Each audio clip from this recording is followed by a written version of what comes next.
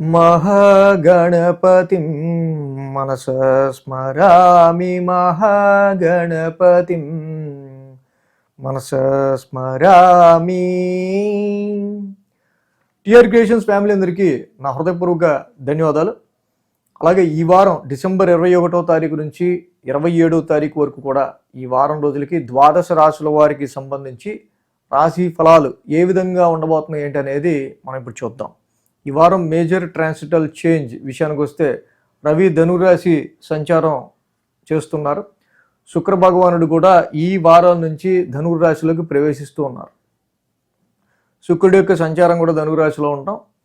So చంద్రుని యొక్క సంచారం చూస్తే కనుక ధనస్సు, మకరం, కుంభం, మేనం 4 రాశుల మీదుగా చంద్రుని యొక్క సంచారం కూడా కనిపిస్తూ ఉంది. సో ఈ విధమైన గ్రహస్థితి ఆధారంగా, చంద్రుని యొక్క గమనం ఆధారంగా, అలాగే మిథునంలో గురుడు వక్రస్థితిలోను, సింహంలో కేతువు, అలాగే వృచ్చికంలో బుధుడు, రవి, కుజ, శుక్ర, చంద్రులు ధనురాశిలోను, కుంభరాశిలో రాహువు, మీనరాశిలో శని యొక్క సంచారం, ఈ గ్రహాల సంచారం ఆధారంగా ద్వాదశ రాశుల వారికి సంబంధించి ఈ వారం ఫలితాలు ఏ విధంగా ఉండబోతున్నాయి అనేది మనం ఇప్పుడు తెలుసుకుందాం. సో గత వారం చేసిన వీడియో వార ఫలాల్లో ఎందుకు చాలా కొంత అనీజీగా ఫీల్ అవుతున్నట్టున్నారు, మీరు కొంచెం వీక్గా ఉన్నట్టున్నారు, డిస్టర్బెన్స్డ్గా అన్నట్టు చాలామంది పెట్టారు మన ఫ్యామిలీ మెంబర్స్. యాక్చువల్లీ మా పిల్లల యొక్క ముత్తాత ఆయన ఒక 95 years ఓల్డ్, ఆయన వెళ్ళిపోయారు, శివైక్యం చెందారు.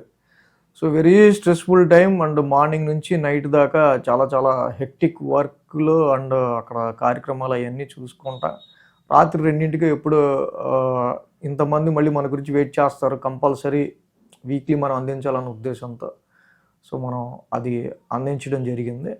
సో ఆ రోజు వెరీ స్ట్రైన్ఫుల్ డే, బట్ ఇంతమంది వెయిట్ చేస్తారని చెప్పి చేయడం జరిగింది. అంత అనీజీగా ఉన్నా కూడా, అంత చాలా ఓపిక లేకపోయినా కూడా చేయడం జరిగింది. మరి ఎప్పుడు 7 సంవత్సరాల్లో గ్యాప్ రాలేదు కాబట్టి గ్యాప్ రాకుండా ఉండడం కోసం కష్టపడి చేశాను. అందుకే పోయిన వార ఫలితాలు ఆ విధంగా వచ్చే తప్పించి నాకైతే ఏం లేదు. I'm fully healthy. ఓకే,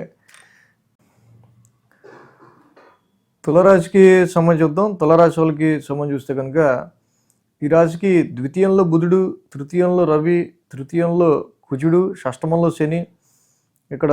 అలాగే ఈ రాశి వాళ్ళకి కేతువు కూడా బాగా యోగిస్తున్నారు లాభస్థానంలో. ముఖ్యంగా ఈ రాశికి 5 గ్రహాల యొక్క అనుకూలత ఉంది తులారాశి వాళ్ళకి. This is very good time అని చెప్పాలి.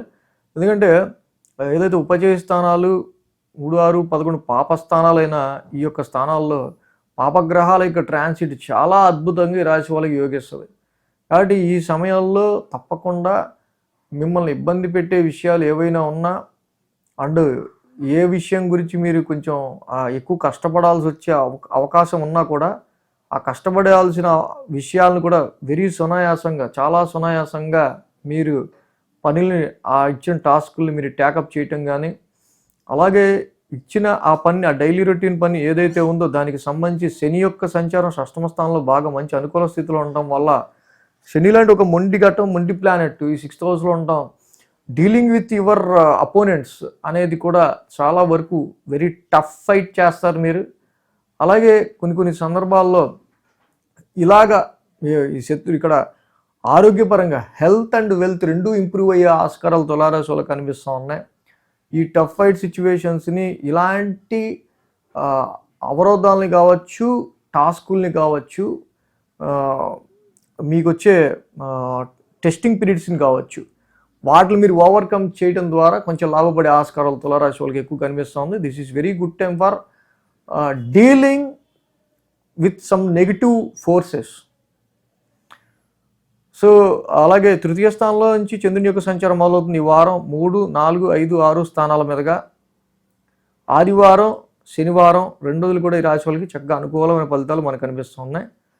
ఏదైతే ఆదివారం చంద్రుని యొక్క సంచారం ఉందో ఈ రాశి వాళ్ళకి సంబంధించి ఇక్కడ తృతీయ స్థానం నుంచి చంద్రుని యొక్క సంచారం, చంద్రుడు తృతీయంలో యోగిస్తారు, రవి యోగిస్తారు, కుజుడు యోగిస్తారు. Very good time. యాక్చువల్గా ఈ రాశి వాళ్ళకి తృతీయ స్థానంలో షార్ట్ జర్నీస్ ఎక్కువ ఉండే ఆస్కారాలు ఉన్నాయి.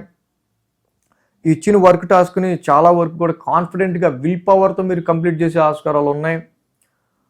సో అలాగే కొన్ని లాంగ్ జర్నీస్ కానీ, షార్ట్ జర్నీస్ కానీ ఉండే ఆస్కారాలు కనిపిస్తూ ఉన్నాయి.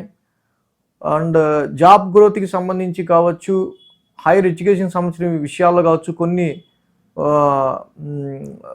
రీథింకింగ్స్, కొన్ని నిర్ణయాలు మార్చుకోవటం లాంటివి కూడా కనిపిస్తూ ఉన్నాయి. సోమ మంగళవారంలో చూస్తే కనుక చతుర్థ స్థానంలో చంద్రుని యొక్క సంచారం.